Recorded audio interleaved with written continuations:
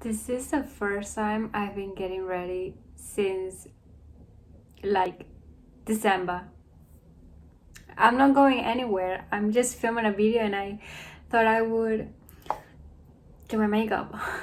I feel like before I begin talking about the movie, I need to mention that I'm 20 years old. Yes, I look 18 or 16, but I am 20 years old, which means I don't exactly enjoy these type of movies,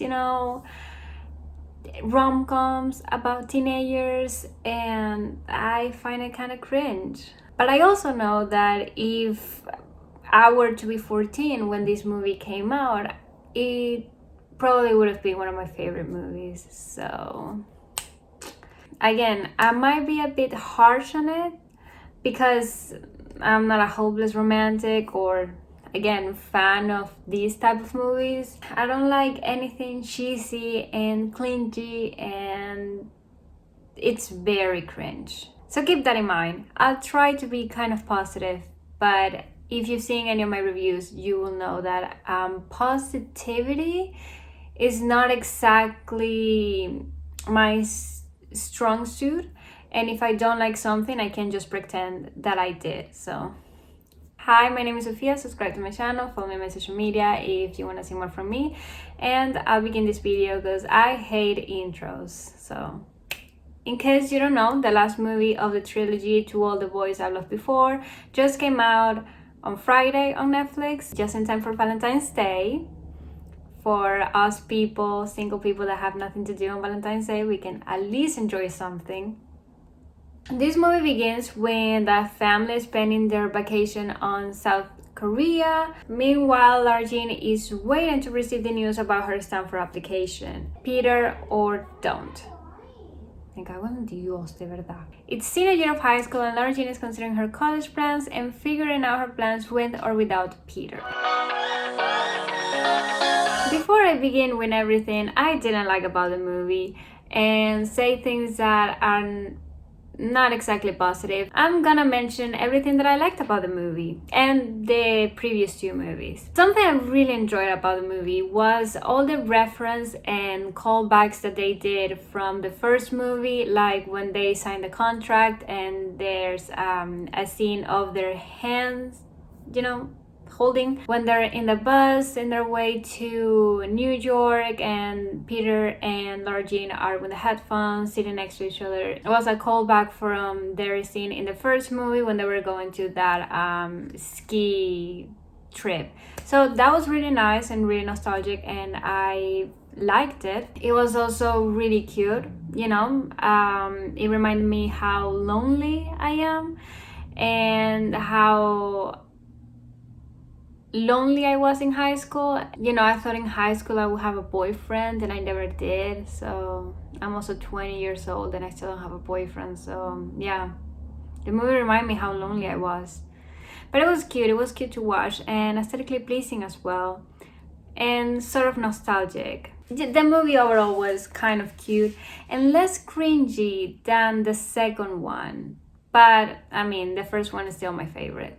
I also really enjoy Lara in this movie. I feel like she stood up for herself and I feel like she is finally growing. She's not doing what she believes she has to do. She is making a decision that would be the best for her, which is going to NYU. It wasn't her original dream, but she fell in love with the city, and I'm glad that she chose going there because that's where her heart is, instead of sticking to Berkeley just because Peter is closer.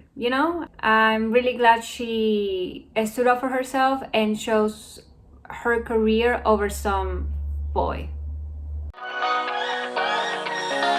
Lara has some fairy tale unrealistic expectations for relationships. If something doesn't go the way she believes it has to be, she doesn't accept it and gives up. When she didn't get into Stanford, she lied to Peter about it. And all she worried about is that they were going to break up because they aren't going for the same college. She reminds me of a grandma. I think it's because she likes to bake, and just the way she dresses, it's too cover up and too grandma-ish, for my opinion. I mean, she's supposed to be old school, and she's supposed to be, you know, someone that, you know, has this traditional idea of what life is. So I guess it's fitting. Then she went to New York on a school trip and she fell in love with the city. Girl, same. When I went to New York, I just wanted to move there. I still want to move there. The only thing stopping me is it's expensive and it's in the United States. I'm not leaving Europe anytime soon. She got accepted in NYU, and the only thing stopping her from going was Peter. So Peter Kavinsky, why does he look so old all of a sudden? Like, he didn't look like that in the previous two movies. We all know he's cringy, so I won't go over that, but why is it he acted like a white dad? I don't know, just the way he treated Lara in this movie, only in this movie, it reminded me of a white dad, like a dad and daughter relationship. I don't know why. I just don't know. I feel like he treated her like she was a little girl that needs to be protected from the war. I don't know what happened to him, or what happened to me in 2018 when the first one came out, because I actually liked him. He was somewhat cool, and his performance wasn't as cringe as in the other two movies. And I mean, I didn't like him in the book because he was just your typical boy you have a crush on when you're 14 and know nothing about love. But in the second and third movie, he is so cringe, douchebag, clingy, boring, and an idiot. Wait, I realize why I don't like him. He has daddy issues. Don't ever date a guy with daddy issues. Nothing good comes out of that. Let's talk about their relationship for a minute. I'm gonna be honest, I don't like them. I'm not a big fan. Their relationship started as fake since she didn't want Josh to know that she liked him, and Peter wanted to make Jen like him back. In the hot tub scene where they kiss for the first time and their relationship becomes real, Peter was actually waiting for Jen to come over. In the second movie, we barely saw Peter because he was spending too much time with Jen and not with Lara Jean. Then in this movie, they talk about their relationship being perfect and loving each other, but the minute something goes slightly different than they planned it, they give up. Long distance relationships are not easy. They require a lot of work, trust, and communication. But they can work if you want them to work and if you work hard for it. So the fact that her going to NYU instead of Berkeley to be closer to Peter is a deal breaker for him. Knowing how much she wanted to go to NYU, it means that they're not exactly ready for the real world or mature enough to be in a relationship. I understand that long distance relationships are not easy. I've myself never been in a long distance relationship or any relationship in that matter, but I do have my best friend who is in a long distance relationship, and I have to hear her talk about her boyfriend all the time. So I know how hard it is for her and for him to have to deal with the relationship. And I mean, they weren't even in the same continent. They were thousands of kilometers away, and they saw each other once a year. So I know how hard they can be. And in this situation, yes, going from seeing your boyfriend every single day in high school to now see him probably once every 3 months for just a weekend, it's obviously gonna be really hard. And the dynamic of the relationship is gonna be different. But if you actually want the relationship to work, if both of you actually want the relationship to work, it is going to work. And I don't have big faith on long distance relationship, but I know they can work if you both want it to work. So for me, that situation, Peter just being like, oh, you're going to NYU, you're not going to Berkeley, you know, I'm gonna break up with you right now because I'm not gonna wait until 3 to 6 months for that to happen. So he already doesn't have any faith into the relationship, and he decides to break up with her once and for all. You know, not really exactly listening to her why she wants to go to NYU, because he didn't ask her why did she change her plans. She just told him that she got into NYU and that she wanted to go there, but he didn't exactly hear her why did she change her opinion. And like, I would also mention that in the second movie, I know that this happens in the book. I don't remember exactly if she says this in the movie, but in the second movie, in To All the Boys, P.S. I Still Love You, with John Ambrose, Peter is spending a lot of time with Jen. I don't know if they explain that in the movie, but he's spending time with Jen because he's helping her with some shit. And Lara Jean is spending a lot of time with John Ambrose, right?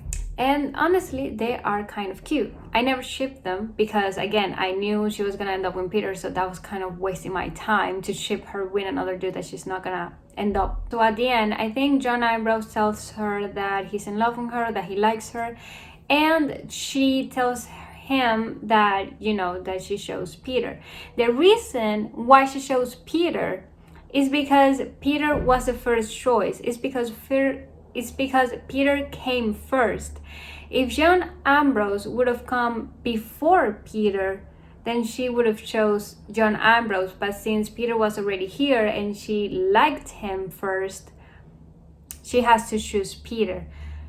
But she knows that John Ambrose is a better choice.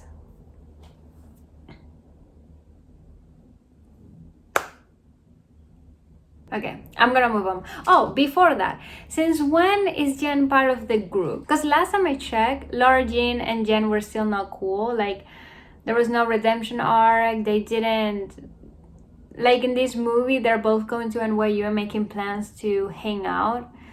When did that happen? Do you think by making her brunette, I'm gonna forget about everything that happened in the other two movies and the fact that they're kind of frenemies?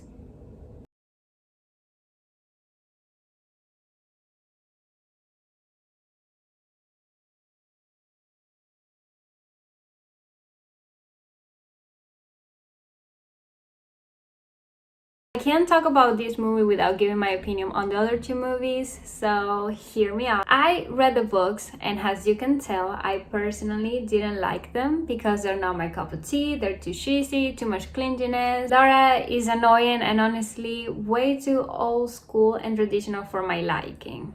I'm not a big fan of old school and people that are kind of close-minded and traditional, conservative stuff. I'm not a hopeless romantic, as you can tell.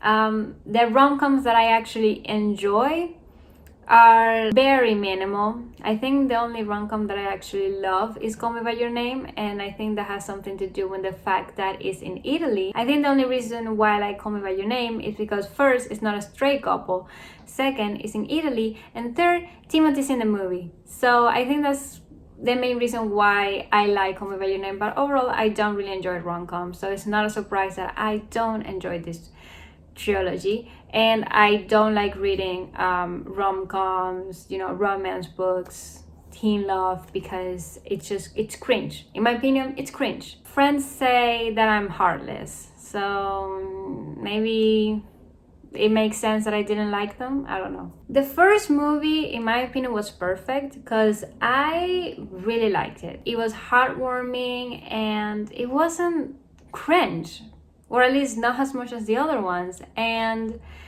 with the perfect rom-com essence. And I feel like they made the book, they understood what the book was about, and they make the movie even better, you know, because they took out all the things that I didn't like about the book, and just the movie was perfect. I loved the first movie. However, the movie 2 was a disaster. They changed the director for who knows what reason, and it affected negatively on the movie. And I'm no, you know, expert on films. I know nothing about cinematography, you know, I'm not a film major person, I'm not a theater kid. I'm just a girl with a very opinionated mouth. Stuff that they changed in the movies. One of the main things that I noticed was the coloring. If you watch the first movie, you will notice that there's a lot of warm tones in the movie, and it's heartwarming. But if you watch the second and the third movie, there's a lot of cool tones, bluish, grayish tones. Watching the movies, like, it seemed like a thriller. Like at some point, someone was gonna come and kill Peter Kavinsky, you know, which that wouldn't be horrible, because if he would have died, she would have ended up with John Ambrose. Now that's not a bad thought. And that's just one of the things that they changed. And I feel like the script also really changed. I think it became slightly, I'm using the word cringe too much, but that's just the way I can describe it. It's not Riverdale kind of horrible, but it's not the best. Like the first one gave me so much expectation, and yeah, I got disappointed. It went from being cute and lighthearted to cringe, took out from the book things that were kind of important from the story, and added unnecessary bullshit. And I just knew the third one was gonna be exactly the same, since it was the same director, and they filmed it around the same time. So not disappointment from me. However, I did enjoy this movie more than the second one. I felt like they added more cute scenes, more heartwarming kinds of stuff, more family elements. So it was slightly better. I think the movie was kind of boring. From the beginning to like 3/4 into it, it's just a bunch of montages of Lara Jean and Peter being cute and talking about the future, but also not doing anything. Just when we're in our 21 minutes in, 34 minutes left to the movie. By the way, this movie had no business being 2 hours long. This movie could have perfectly been an hour and a half, or maybe an hour and 45, and it would have been perfect. I don't understand why did they think that it was a great choice to make it 2 hours long. Okay, so yes, hour 1 minute 21, Peter breaks up with Lara Jean because the distance is going to kill the relationship. They only spent 10 minutes broken up because they wasted an hour and 20 minutes of them doing absolutely nothing but being cheesy, and me cringing about them being cheesy. What I would have done instead, again, I've never been to a film class. I know nothing about cinematography. I'm just a girl with a big mouth, okay? But what I would have done, I would have made them break up around the 40 minutes mark, the 50, maybe hour mark, you know, around half of the movie. So they have like from half of the movie to, you know, 3/4 into the movie, you know, of them breaking up, or maybe not breaking up, but having like a huge fighting work, you know, them being mad at each other and at the same time trying to solve the problem. I feel like that would have been better, you know, just follow the normal rom-com material of them being together, break up halfway of the movie, and then getting back together towards the end of the movie. Making them get back together at prom, it would have been way better than them breaking up at prom and getting back together in 10 minutes later with no reason, you know, because they broke up and like Peter wasn't talking. We didn't see Peter at any point. We only saw Lara Jean being kind of sad that they broke up, but at the same time she's like, I'm going to NYU, whatever. And then out of the sudden he's like, oh, we'll make it work, I'm sorry. No, I think that was bullshit. I didn't like that. I'm sorry if this review is kind of negative. I'm trying my best not to make it negative, but the movie pissed me off so much. I can't fake my feelings. I can't fake the fact that I didn't enjoy the movie. So I'm sorry if it was too negative. But yeah, this is my opinion. I'm being real, I'm being honest, and I hope you guys enjoyed. Let me know in the comments what your thoughts of the movie were. If you agree with my opinions, or if you don't, let me know. And please subscribe to my channel, that would really help me out, and like this video, and I'll see you guys in my next video. Bye.